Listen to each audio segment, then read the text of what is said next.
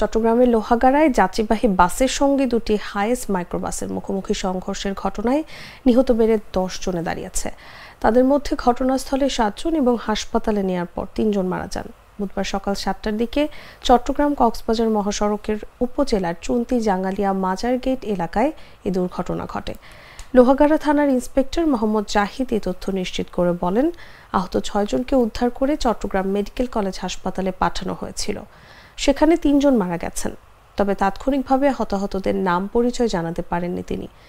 এলাকাবাসী সূত্রে জানা যায়, বুধবার ভোরে কক্সবাজারগামী রিল্যাক্স পরিবহন বাসের সঙ্গে চট্টগ্রাম অভিমুখী দুটি হাইএস মাইক্রোবাসের মুখোমুখি সংঘর্ষ হলে ঘটনাস্থলেই 7 জন মারা যান। তারা সবাই হাইএসের যাত্রী ছিলেন।